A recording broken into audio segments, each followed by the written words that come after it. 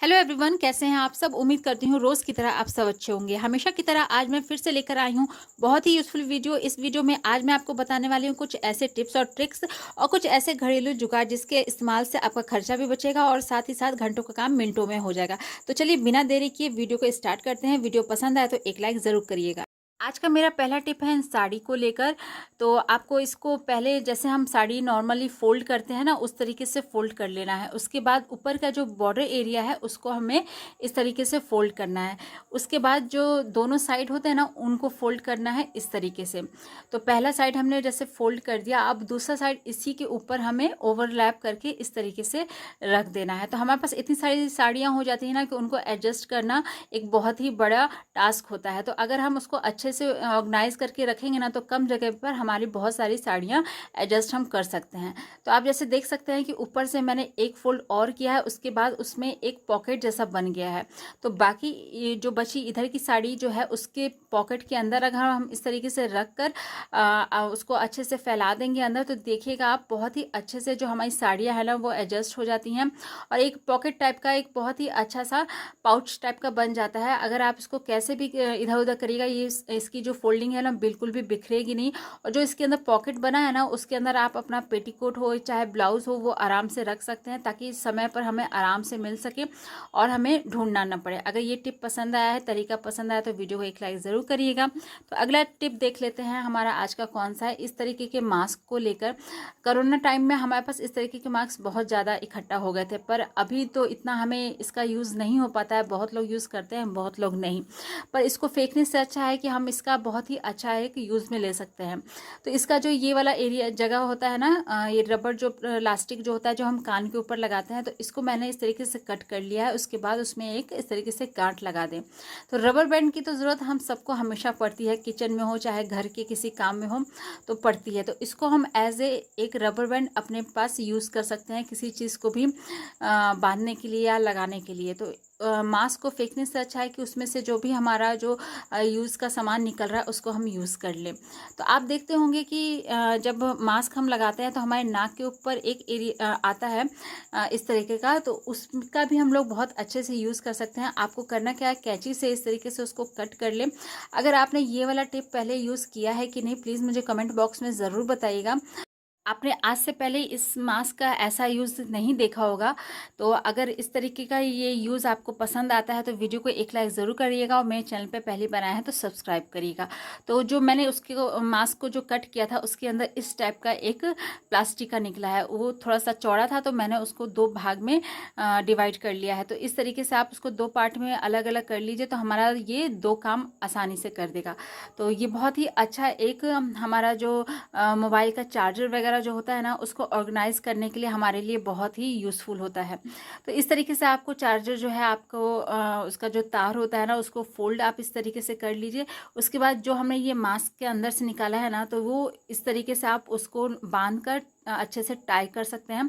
जिसके बाद अगर हम कभी जैसे ट्रैवल करते हैं तो हमें चार्जर ले जाना पड़ता है, तो वो काफ़ी सारे चार्जर जैसे कभी घर में एक जगह रखे रहते हैं तो वो एक दूसरे में मिल जाते हैं, काफ़ी ज़्यादा दिक्कत होती है। तो इस तरीके से जो मास्क के अंदर इस तरीके का जो तार निकलता है ना, उससे अगर हम अपने ये जितने भी हमारे जो तार हैं इन सबको अच्छे से ऑर्गेनाइज कर सकते हैं।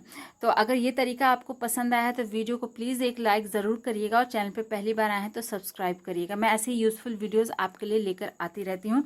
तो चलिए देख लेते हैं आज का अगला हैक कौन सा है। हम सभी महिलाएं किचन में आटा गूंथने के बाद उसकी रोटियां बनाना शुरू करते हैं, पर ये गूंथा हुआ आटा हमारे आज बहुत काम आने वाला है। और साथ ही साथ आटा और चलनी का क्या तालमेल है ये भी आपको आगे वीडियो में बताऊंगी। तो पहले देख लेते हैं हमारा पहला तरीका क्या है। जो भी हम लोग आटा गूंथते हैं ना, तो ये हमारे बहुत काम आने वाला है। बहुत सारी लेडीज़ को क्या होता है, फिंगर्स में इन्फेक्शंस होते हैं, या फिर कभी कभार हमारी फिंगर्स जो होती है ना क्या जल जाती है।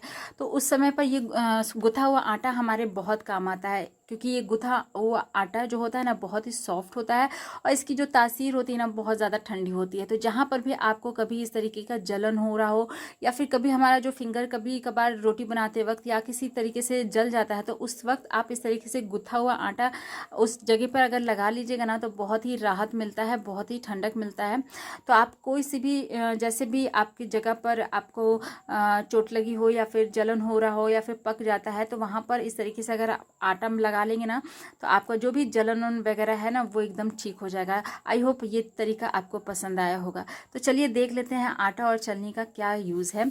तो इस तरीके से हम लोग जब रोटियां बनाते हैं तो हमारी जो पहली रोटी होती है ना हम लोग पॉट में रखते हैं या फिर किसी चीज़ में कपड़े वगैरह पे अगर रखते हैं, तो जो पहली रोटी है वो क्या होती है, भीग जाती है। जो उसके अंदर से जो भाप निकलती है ना उसके कारण हमारी जो पहली रोटी है भीग जाती है। उसके बाद उस रोटी को कोई भी खाना पसंद नहीं करता है।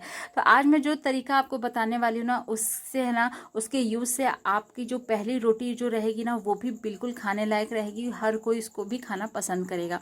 तो आपको क्या करना है, इस तरीके का जो छन्नी जो होती है ना आपको वो ले लेनी है। अगर आप किसी भी बर्तन में रखते हैं ना तो इस तरीके से आप छन्नी के ऊपर भी अपनी जो फर्स्ट रोटी है वो रख सकते हैं। अगर आपको छन्नी के ऊपर नहीं रखना है तो इस तरीके का जो आटा चालने वाला चलना आता है ना उसमें हम अपनी सारी रोटियां रखेंगे। लेकिन उससे पहले आपको क्या करना है, पॉट में इस तरीके से एक कपड़ा रख दे, उसके बाद उस पर एक चलनी रख दे इस तरीके का। उसके बाद आप अपनी जो भी रोटियां हैं ना वो बनाना स्टार्ट करके रखिएगा ना, तो जो भी उसका जो भाप निकलने वाला होता है ना वो सब नीचे जाएगा और जो भी कपड़ा है ना उसके अंदर वो सारा पानी वो सोख लेगा। तो इससे क्या होगा, जो हमारी फर्स्ट रोटी जो रहती है ना वो भी खाने लायक रहेगी, बिल्कुल भी भीगेगी नहीं। तो आई होप आपको ये ट्रिक ज़रूर पसंद आया होगा। तो चलिए देख लेते हैं आज का अगला हैक कौन सा है।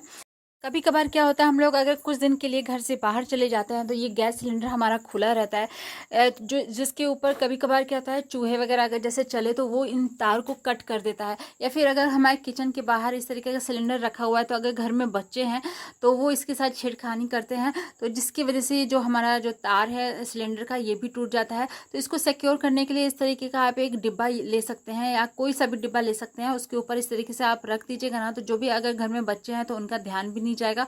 प्लस अगर आप कुछ दिन के लिए अगर बाहर गए हैं तो चूहा की वजह से जो आपको इस तार को काटने की जो दिक्कत होगी वो भी सॉल्व हो जाएगी। तो इस तरीके से हम अपना सिलेंडर जो है ना उसको सिक्योर कर सकते हैं। तो ये थे कुछ छोटे मोटे टिप्स और ट्रिक्स। अगर पसंद आया है तो वीडियो को एक लाइक ज़रूर करिएगा, चैनल पर पहली बार आए हैं तो सब्सक्राइब करिएगा।